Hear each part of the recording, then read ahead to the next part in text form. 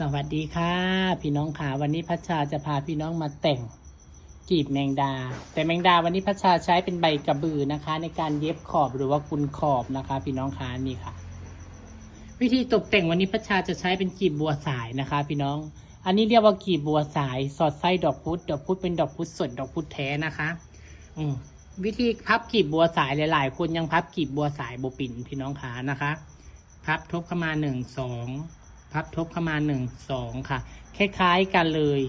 อันนี้เวลาพับเหมือนกันกับกีบผักกาเลยค่ะหันหลังกลับค่ะพลิกมาอีกด้านหนึ่งหลายๆคนเบิ่งแล้วยังสับสนยังบ่เข้าใจวางดอกพุธลงไปดอกพุธที่เราเอามาใช้ต้องเป็นดอกพุธตูมเล็กอย่าเอาดอกพุธตูมใหญ่พับขวาเข้ามาพับซ้ายเข้ามาให้มันอดรอดนะนี่และด้านข้างออกตรงหัวใช้มือบีบเข้าไปค่ะเย็บปึ๊บนี่ค่ะพี่น้องขาก็จะได้กีบบัวสายนะคะพี่น้องขาเบิ่งในการอีกค่ะอันนี้เรียกว่ากีบบัวสายสอดไส้ดอกพุธนะคะพับ1พับ2พับ1พับ2นะคะหันหลังกลับค่ะพี่น้องคะ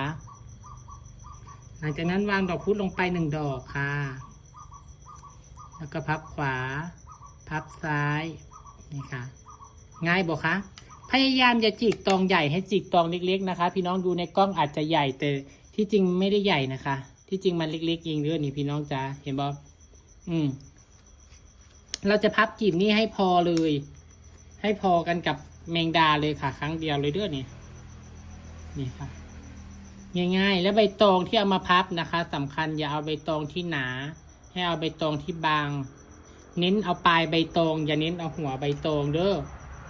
บางคนที่บ่เข้าใจพัชชาเว้านี่ถ้าแบบนี้ทางหัวนี่มันจะแข็งให้เอาช่วงปลายให้ตัดเอาแต่ช่วงปลายนี่มาหิดเวลาเอาช่วงปลายมาหิดแล้วมันจะง่ายนะคะพี่น้องคะเนาะพับให้ดูอีกกีบสุดท้ายพัชชาจะเข้าให้ดูแล้วค่ะว่าทำยังไงเนาะนี่ค่ะเย็บปุ๊บอันนี้เราก็มาเรียงใส่เลยเวลาเรียงเห็นปะเวลาเรียงมันก็จะพอดีแต่ว่าด้านข้างนี่เราตัดออกก็ดีพี่น้องค่ะตัดออกเลยก็ดีมันยาวเกินไปแล้วมันเกะกะนี่ตัดออกให้เป็นรูปลักษณะแบบนี้นะคะตัดออกไปเลยนะคะทุกกรีบเลยบางคนอาจจะคิดว่าอุ้ย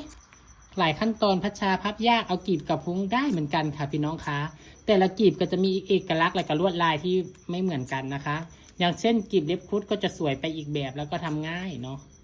อันนี้ก็ง่ายเหมือนกันค่ะอันนี้ก็ง่ายเหมือนกันนี่ก็ไม่ยากนะคะพี่น้องคะ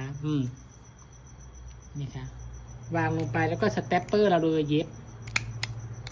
นี่ค่ะเห็นบ่นี่ค่ะกีบที่2ก็วางลงไป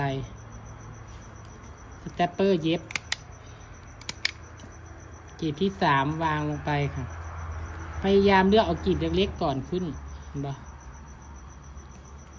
กล้องข่อยกับบ่อยากโฟกัสจักมีดพี่น้องเลยเย็บเห็นบ่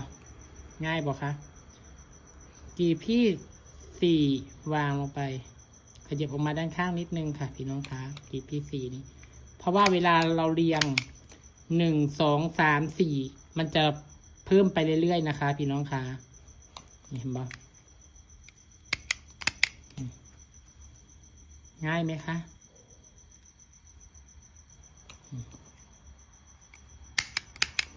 ง่ายบอพี่น้องคะง่ายบ่ยุ่งบ่ยากนะคะพี่น้องคะชั้นต่อไปก็4กีบแบบนี้ครับก็เรียงซิกมาจักหน่อยให้เป็นรูปเป็นทรงนะคะให้เป็นรูปเป็นโมดนะคะพี่น้องคะพี่น้องคะตอนนี้ก็เสร็จเรียบร้อยนะคะกีบแบบหรือกีบแมงดานะคะแต่งใบสีข้างในเย็บด้วยกีบบัวสายสอดไส้ดอกพุธนะคะ